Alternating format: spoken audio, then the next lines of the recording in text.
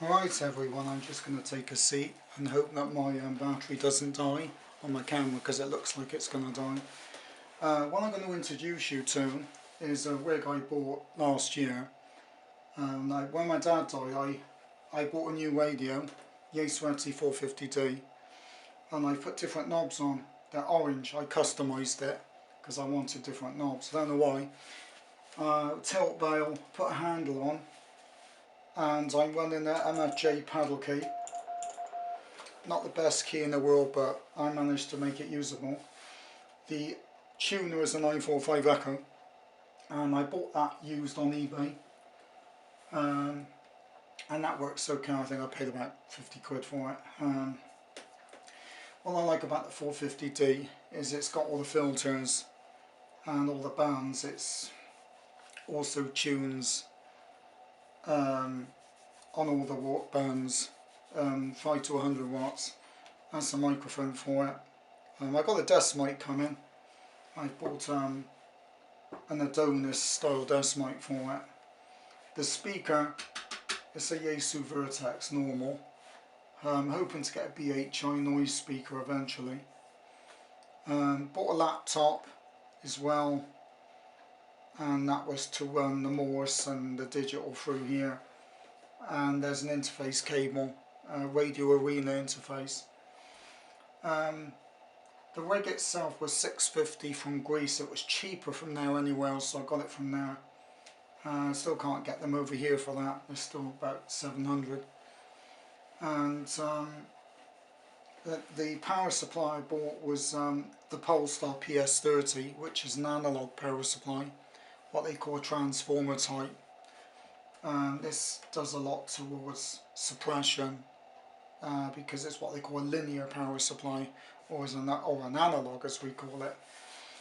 This sort of radio is known as a legacy radio. In other words, everything's done by knobs and buttons. It's not SDR, software defined, which means there's no knobs, it's just run by the computer. One of the reasons I bought it is that it's got very large numbers.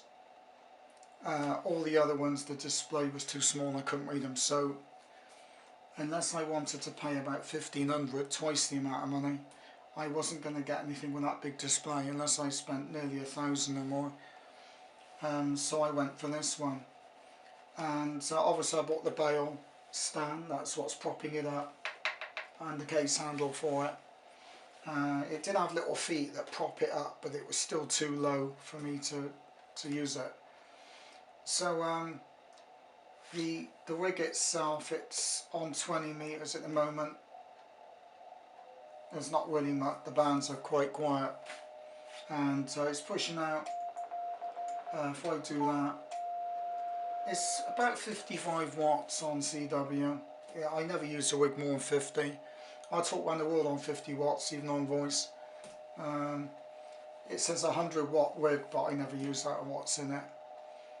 So this is an introduction into the 450D, and it sort of came in a big box. It was quite old. I bought it on eBay from Greece, and it took 3 days to get here. I thought it would take about 2 or 3 weeks, so it took 2 or 3 days. And this guy knocked on my letterbox and said, I got a parcel for you. I think it's a radio.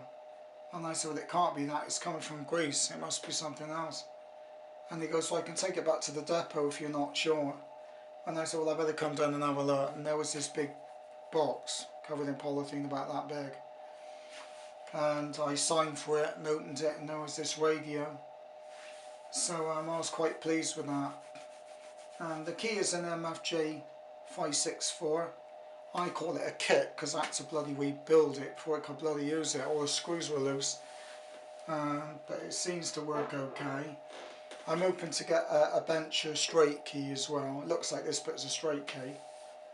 And I got a couple of handhelds coming. I got a couple of Baofeng UV82s coming. Well, an 82 and a UV5X I'm looking at getting. So this is a little introduction. The set itself got plenty of sockets on the back. It'll do digital through a socket on the back. There's a fan on the back of it. There's a cat cable. There's a tuner and a linear connector on the back. Not that I'll be using a linear. There's a 4:1 balun in the loft with a 135 foot long wire, was 130, and it will tune down on 80 to 12 meters without any problems, and I'm doing okay on it. So that's all I've got to say on that. And what we'll do is we'll play it around a bit and let you have a look at it on the next round there. It's got contour notch shift in the DSP filters, but the airwaves are quite noisy because I'm getting interference from somewhere, so the BHI speaker will be on there next when I can afford to buy one, which is not at the moment. And then I'm going to get a noise bridge, an MFJ noise bridge, that'll cut the rest of it out. But anyway, 73s if we say in ham radio worlds, and it's a little introduction to my Yaesu 450D custom, because they got the different knobs on. It's just something I preferred, those colour knobs, so I went and use those. But they're not got any writing on, but I know what they are. After a while you get used to it and you know how things work.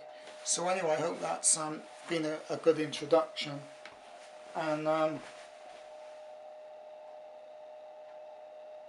3 minutes left, so it's about 7 minutes long, this one. So just a little look so you can see exactly how it all is. And if we just put that down, and there's the tuner and the speaker. If I why can't I turn that? That's my laptop that I bought, and as you can see, there's a cable that goes into the radio, and which runs the PSK 31.24 software, all on this table, and that's the radio. So and the tuner is at 945, is that 945E? I think it is, and the speaker's a Vertex. So anyway, 73s to you, and I hope you enjoy my video